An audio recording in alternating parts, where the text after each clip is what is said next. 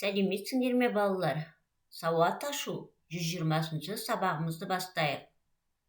Бүгінгі сабағымыздың тақырыбы Х еліне саяхат, Х дыбысымен әрпі деп аталады. Бұл сабақта сен мәтіннің кім, не туралы екенін түсінесің, сөздерден сөйлем құрайсың, каллиграфиялық талаптарды сақтап жазасың.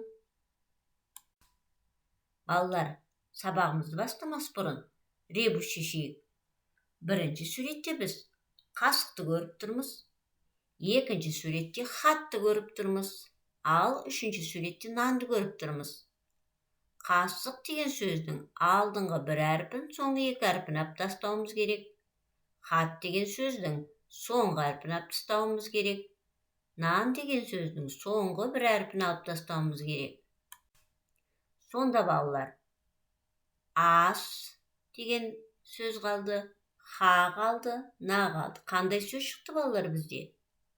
Дұрыс айтасыңдар балалар. Ребустың шешімі асхана екен. Ендеше асхана сөзіне дыбыстық талдау жасайық. Асхана 3 буын бар, 6 дыбыс бар. Оның 3-і дауысты, 3-і дауыссыз дыбыс екен. Х дыбысы сөздің ортасында тұр екен. Асхана деген адамдар тамақтанатын орын. Балалар, біз бүгін Х дыбысымен әрпі туралы білімімізді тиянақтаймыз. Х дыбысының дауыссыз дыбыс екенін білдік. Ол сөздің басында, ортасында кездеседі. Енді мынандай тапсырма балалар. Ойлан тап.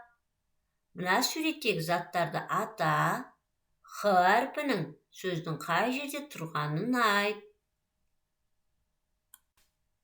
Екінші тапсырма. Сөз құра және осы сөздерді қатыстырып, сөйлем құрап айт. Үшінші тапсырма. Мәтінді тыңда. Хоккей. Хасан мен Хамид хоккей ойынын жақсы көретін. Екеуі екі топта ойнайтын еді. Хасан қақпашы, Хамид шабуылшы болды. Ойын басталды. Екі жақта қыз ойнады. Хасан да, Хамид те нағыз хоккейшілердей ептілік көрсетті. Хасанның тобы жеңіп шықты.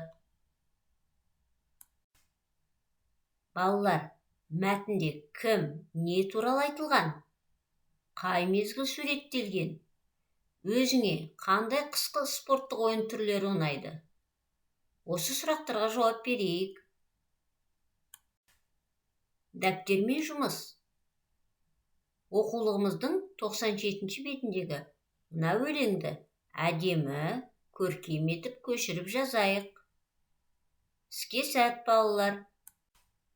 Жарайсыңдар, сабаққа өте жақсы қатысты деп ойлаймын.